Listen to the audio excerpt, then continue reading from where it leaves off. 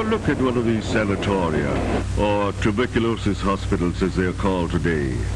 Real hospitals for the tuberculous, and not merely resting places. Here we are in a large southern sanatorium. This one has beds for 500 patients. Altogether, there are now 90,000 such beds available.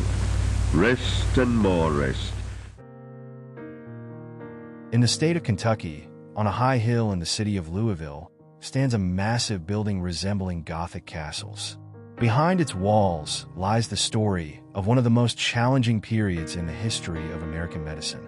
It is a colossal structure built in the 1920s, once the largest and most renowned hospital in the entire United States. This was no ordinary hospital. It was like a self-sufficient small city, complete with a kitchen, post office, theater, garden, and recreational areas, all designed to support the thousands of patients, doctors, and nurses who lived there for years in isolation from the outside world. This building witnessed mysterious events, experiments, and secrets on every floor, turning the hospital, which was once seen as a lifeline by many, into one of the most infamous haunted places in the world. Let me tell you today about the Waverly Hills Sanatorium. But before we begin, don't forget to subscribe and activate the notification bell to get updates on new stories. The story begins in 1883 with Thomas Hills, a former officer and inspector in the Confederate Army who had dedicated his life to serving the U.S. Army until he reached retirement age. At that point, he decided to grant himself some well-deserved rest to make up for the exhausting years he had endured. He chose to move away from the hustle and bustle of life to a quiet and secluded place where he could build a home for himself and his family. After a long search, he found a piece of land in a remote area of Kentucky in the city of Louisville. The land was vast, located on a high hill far from the city's noise, overlooking the Ohio River, with breathtaking natural scenery and fresh air. Thomas didn't hesitate to purchase the land and build the home he had always dreamed of. However, it wasn't long after he and his family moved into their new home that a significant problem arose, one he hadn't anticipated. The house was too far from most public services, and Thomas had daughters who were still of school age. This made it difficult for them to attend school regularly, affecting their academic performance. Thomas found himself facing two tough choices: either sacrifice the peace he had dreamed of for years and move back to the city, or sacrifice his daughter's future. After much thought, Thomas came up with an unconventional solution. He decided to make use of the vast land he had purchased and build a small school for his daughters. The school was just a single room, but it was enough to educate his daughters and a few children from neighboring families who lived nearby. After a long search for a suitable teacher, he chose Mrs. Lizzie Lee Harris. Miss Harris was an outstanding teacher with a passion for classical literature. She particularly loved the works of Scottish poet and novelist Sir Walter Scott, especially his novel Waverly. Because of her deep affection for the book, she decided to name the school Waverly School as soon as she took up her position.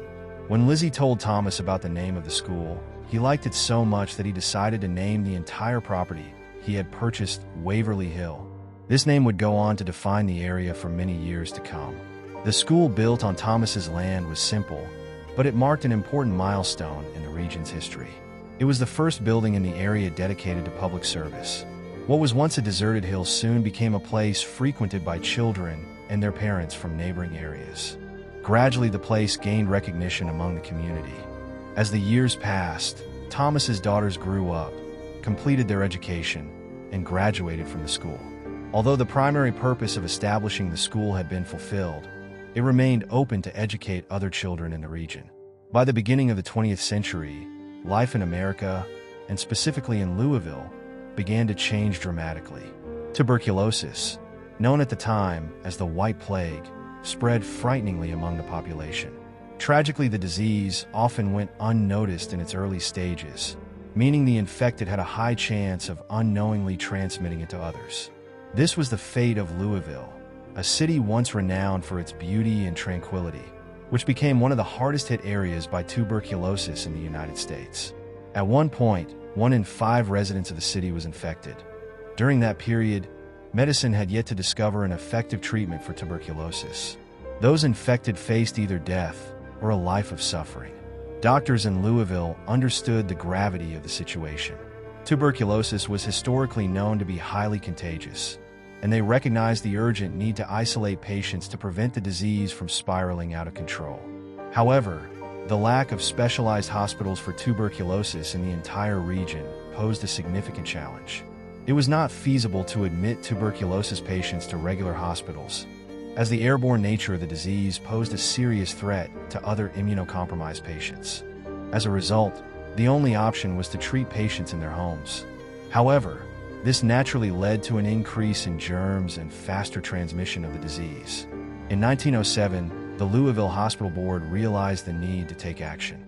The city needed a dedicated facility for tuberculosis patients, located away from the urban center, yet situated in a healthy environment. Around that time, a city official learned about the small school on the hill overlooking the Ohio River and suggested the hill as a potential site for the new facility. The hospital board decided to purchase the land from Thomas, who agreed immediately when he learned that the land would be used for public benefit. Just 3 years later, in 1910, Waverly Hills Sanatorium opened its doors to serve tuberculosis patients. At its inception, the hospital was a small, two-story building with 2 wings, each housing 20 beds for patients in the early stages of the disease. Despite its modest design, the hospital served its purpose. A key feature of the building was its large windows and open balconies, which allowed patients to breathe fresh air, as doctors at the time believed that exposure to fresh air and sunlight was the best treatment for tuberculosis. Unfortunately, the building was far too small to accommodate the growing number of patients needing treatment. With news of the first specialized tuberculosis hospital spreading rapidly, patients flocked to Waverly Hills. Within just 2 years, the hospital was filled to capacity. For this reason, in 1912, the medical board approved funding for additional units, and construction began on new structures. These were simple wooden buildings, each accommodating 20 additional beds. At the same time, a dedicated children's ward was established to separate them from the adult sections, ensuring they received special care tailored to their needs. After these expansions, the hospital could accommodate around 140 patients, but unfortunately, with the disease continuing to spread, this capacity still wasn't enough. The problem wasn't just the number of beds. The building itself was very basic and lacked the necessary equipment. The doctors urgently needed a larger, more modern facility to treat patients more effectively. They submitted requests for further expansion to accommodate the increasing number of patients and medical staff. These efforts continued until 1926, when the government finally realized that the old hospital could no longer handle the overwhelming number of patients. With the rising death toll, the city decided to construct a new, larger, and more advanced hospital. The new facility was entirely different. It was an enormous structure spanning approximately 100,000 square meters, consisting of 5 floors, with each floor designated for specific types of patients. The number of rooms increased to 100, and due to the lengthy treatment durations, the administrators decided to provide all the necessary amenities for both patients and doctors within the hospital. They established a library, a theater, a small school for children, a gymnasium, and a large kitchen staffed by professional chefs to create an environment where patients could live as normal a life as possible, away from the usual grim atmosphere of hospitals. Finally, in 1926, the new Waverly Hills Sanatorium opened its doors, accommodating more than 500 patients. It became the largest and most advanced tuberculosis hospital in the eastern United States. Despite the idealized image painted of Waverly Hills Sanatorium and the seemingly better lives patients had within its walls compared to the outside world, the reality inside the hospital was entirely different. Doctors at the time had no actual cure for tuberculosis and relied on very rudimentary methods. Since the main treatment revolved around rest, fresh air, and good nutrition, patients were forced to lie still for long periods without any movement, under the belief that even minor exertion could harm their lungs. In fact, patients were often wheeled out in their beds to the balconies during the day and left under the sun for hours, even in the freezing winter when temperatures would drop below zero. The prevailing belief was that cold air and sunlight could help kill the bacteria causing the disease. However, for patients with already compromised lungs, these measures posed significant challenges. Prolonged exposure to the freezing cold often worsened their conditions and led to the deaths of many. For those whose health deteriorated further, the treatments became even harsher. One of the most extreme procedures involved the removal of a patient's ribs. Doctors believed that the ribs and muscles restricted the lungs' ability to function properly, so they opted to remove the ribs entirely to allow the lungs to expand freely. Of course, this surgery was extremely dangerous, and at least 1 out of every 5 patients who underwent the procedure would die as a result. Among the bizarre experiments conducted at the hospital was one of the strangest treatment methods ever attempted. Doctors would insert a small balloon into the patient's lung and gradually inflate it to a specific size. They believed this would help the lung expand and take in more oxygen. However, these procedures were carried out without proper safeguards and often resulted in severe complications for the patient. Most patients didn't survive these surgeries, and those who did rarely escaped unscathed. Worse yet, when the disease sometimes affected patients' minds and caused symptoms like hallucinations, doctors resorted to electroshock therapy because they believed electricity could kill the virus in the brain. In addition to this suffering, patients were given massive amounts of medication to the extent that some were poisoned due to overdosing. As a result, mortality rates soared, not because of tuberculosis, but because of incorrect medications and the sheer quantities administered. Death became a daily occurrence at Waverly Hills, and at times, patients were dying nearly every hour. As the death toll within the hospital grew, a solution was needed to transport the corpses without other patients witnessing the grim reality. Doctors feared that the constant sight of death would negatively impact the mental state of those fighting to recover. Thus, the idea of the death tunnel was born. At the heart of the hospital was a long tunnel, approximately 1,050 meters in length, connecting the hospital to a railway at the base of the hill. Initially constructed to transport building materials for the hospital's construction, doctors later had the idea of using the tunnel to move bodies discreetly, away from the view of other patients. Whenever a patient passed away, their body would quietly be removed from the ward and transported on a special cart through the tunnel. The cart ran on rails until it reached the base of the hill, where a small morgue was located. From there, the bodies were loaded onto trains for burial elsewhere. Hospital staff despised the tunnel. It was cold, dark, and filled with an overwhelming sense of despair. Every time someone entered it, they were reminded of the staggering number of people who had died at the hospital. Estimates suggest that over 100,000 bodies were transported through this tunnel. The suffering at Waverly Hills wasn't limited to the patients. Working in a hospital overwhelmed by a deadly, incurable disease was fraught with risks. Nurses and doctors had to interact closely with patients, and at the time, there were no protective measures like those available today. Many of them contracted the disease and underwent the same treatments as their patients. In addition to the physical dangers, the staff also faced immense psychological pressure, which was compounded by strange and tragic events that occurred just 2 years after the hospital opened, particularly in room 502. In 1928, a nurse entered room 502 to retrieve something from the cabinet, but was horrified to find her colleague, Nurse Mary Helper, hanging inside the room. Mary was a young, unmarried woman in her 20s who spent most of her time at the hospital. While her colleagues described her as cheerful and playful, they noted that she hadn't been herself in the weeks leading up to her death. Several theories emerged about her suicide, but none could be confirmed. For years later, in 1932, another nurse, aged 29, died on the same floor, but under different circumstances. This time, she fell from the balcony near room 502. The exact details of what happened remain unknown. The discovery of antibiotics, particularly streptomycin, revolutionized the treatment of tuberculosis.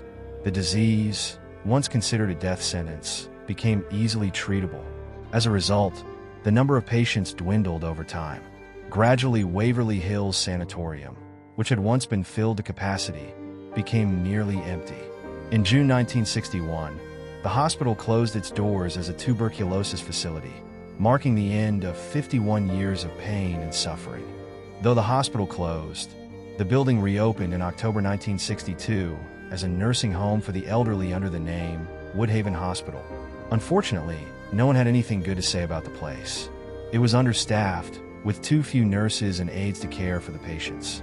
Moreover, numerous reports surfaced about malpractice within the hospital, such as patients being confined to rooms for extended periods without care, tied to chairs for hours, or subjected to electroshock therapy to calm them down or force them to sleep.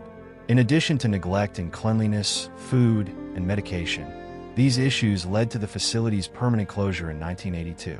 After Woodhaven closed, there were numerous attempts to repurpose the building, but they always failed. Rumors circulated about a curse on the site. The first attempt occurred in 1983 when a businessman named J. LaFour Todd purchased the property for $300,000 and planned to convert it into a small prison housing 500 inmates. However, local residents opposed the idea, organizing protests and pressuring the government to reject the proposal. In 1986, Dr. Charles Seffer purchased the section containing the main building for $128,000. He hoped it would become a long-term investment. However, years passed without him benefiting from it, and the building fell into complete disrepair. Another decade later, in 1996, a new owner named Robert Alberhusky bought the property. He had an unusual and ambitious idea: to construct a 47-meter-tall statue of Christ inside the building, making it taller than the Christ the Redeemer statue in Rio de Janeiro. His goal was to transform the building into a religious center, with an estimated project cost of around $10 million. However, Robert lacked the funds to finance such a massive project. He opened a donation campaign to raise money from the public, but managed to collect only $3,000, and the project failed. Over the years, the once clean and organized hospital turned into a ruin. The walls eroded due to moisture, windows shattered, doors broke off their hinges, and rainwater leaked through gaps in the roof. Thieves exploited the building's abandonment, stealing everything of value, including water pipes. Gradually, the site became a refuge for the homeless and a hangout for youth seeking a secluded space. Strangely, anyone who entered the building never stayed for more than 2 days. They would often speak of hearing the agonized cries of people inside.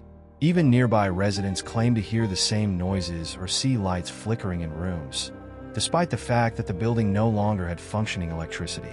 On one occasion, a homeless man seeking shelter from the winter cold entered the building. The next day, he and his dog were found dead at the bottom of an elevator shaft. Some believed he had accidentally slipped and fallen, dismissing it as an unfortunate accident.